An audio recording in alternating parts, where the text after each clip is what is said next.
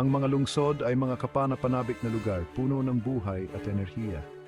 Ang pagmamadali at ingay ng buhay sa lungsod ay maaring makapagbigay sigla na may walang katapusang mga pagkakataon at aktibidad. Mula sa matatayog na skyscraper hanggang sa mga masiglang kapitbahayan, ang mga lungsod ay nag-aalok ng kakaibang kagandahan at pang-akit. Ngunit maari rin silang maging mapanganib kapag may bagyo. Ang mismong mga elementong nagpapasaya sa mga lungsod ay maaring maging mapanganib kapag nanalasa ang kalikasan. Ang mga bagyo ay maaring magdulot ng kaguluhan at pagkagambala sa kapaligiran ng lungsod. Ang malakas na ulan at malakas na hangin ay maaring magdulot ng malalaking problema.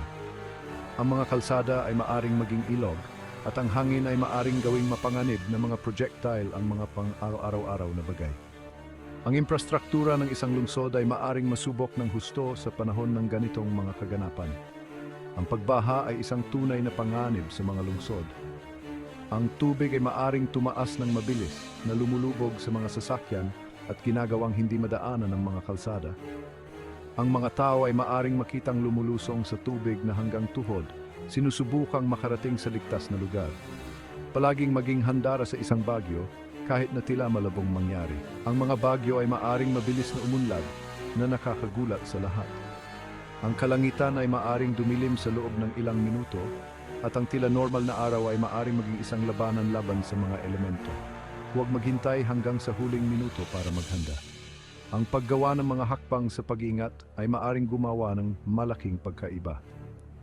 I-secure ang iyong tahanan, tipunin ang mga kinakailangang supply, at manatiling alam sa mga update sa panahon. Magkaroon ng plano para sa iyo at sa iyong pamilya.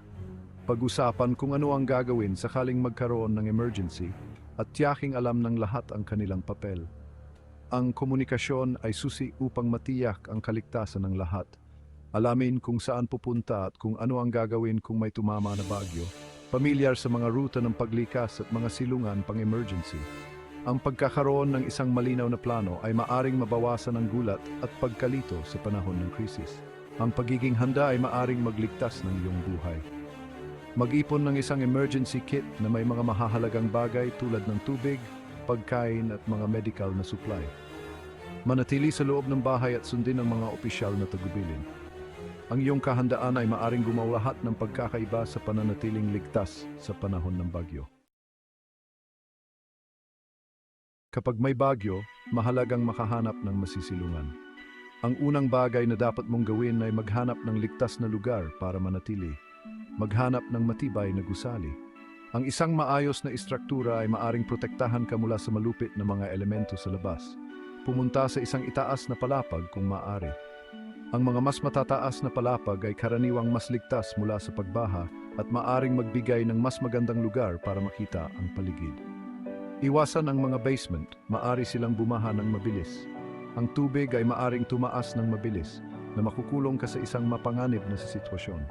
Lumayo sa mga bintana, maaari silang mabasag sa malakas na hangin. Ang mga lumilipad na debris ay maaring makabasag ng salamin na magdulot ng mga pinsala.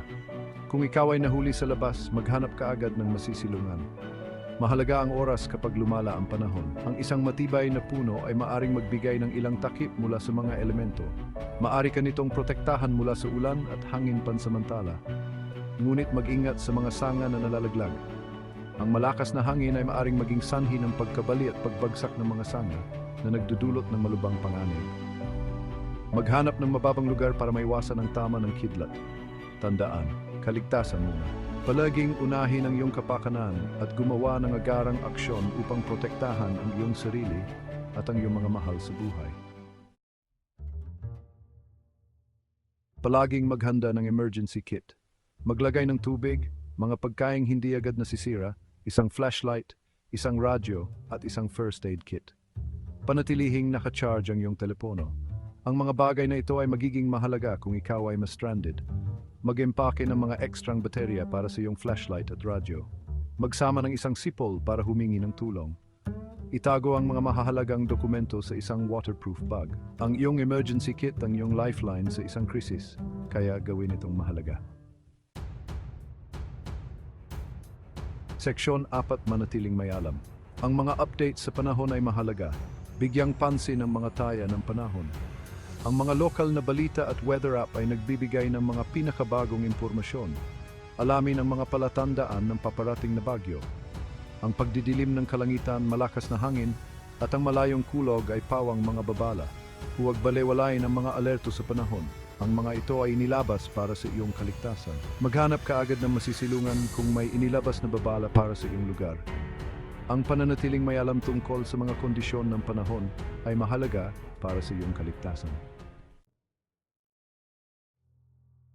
Seksyon 5. Pananatiling nakalutang. Mga tips sa kaligtasan sa tubig. Ang tubig baha ay maaring mapanganib. Huwag na huwag magtangkang maglakad o magmamaneho sa mga binaha na lugar. Ang tubig ay maaring mas malalim kaysa sa hitsura nito. Ang mga nakatagong agos ay maaring tangayin kapalayo. Kung kailangan mong lumikas, magsuot ng life jacket kung maaari. Lumipat sa mas mataas na lugar ng mabilis ngunit maingat. Iwasan ang pakikipag-ugnay sa tubig baha, marami itong kontaminado. Yung kaligtasan tumaralas with pinagsitsuring nagbama. Seksyon 6. Maging handa, manatiling kalmado. Sa panahon ng krisis, ang paghahanda ang iyong pinakamahusay na depensa. Kaya mo yan. Ang mga bagyo ay maaring nakatakot, ngunit ang paghahanda ang susi. Siguraduhing isecure ang iyong tahanan sa pamamagitan ng paglagay ng tabla sa mga bintana at pinto. Sa pamamagitan ng pagsunod sa mga tip na ito, maaari mong mapataas ang iyong tsansa na manatiling ligtas. Mag-ipon ng isang emergency kit na may mga mahahalagang bagay tulad ng tubig, pagkain at mga medical na supply. Tandaan na manatiling kalmado at mag-isip ng malinaw. Magsanay ng malalim na paghinga o pagmumuni-muni upang mapanatiling nakatuon ang iyong isip. Kung sakaling magkaroon ng emergency, mawag ng tulong ng mahinahon. Tulungan ang iba na nangangailangan kung ligtas na gawin ito. Ang iyong mga aksyon ay maaring gumawa ng malaking pagkakaiba. Tulungan ang mga maaaring hindi kayang tulungan ng kanilang sarili. Kumustahin ang iyong mga kapitbahay, lalo na ang mga matatanda at mga nakatira ng mag-isa. Maaring kailangan nila ng karagdagang tulong sa pag-secure ng kanilang mga tahanan o pagtitipon ng mga supply. Sa pamamagitan ng pagtutulungan, malalampasan natin ang anumang hamon. Ang diwa ng komunidad ay makapangyarihan. Makipagtulungan sa iyong mga kapitbahay upang linisin ang mga basura at suportahan ang isa't isa sa panahon ng paggaling. Manatiling matatag, manatiling ligtas.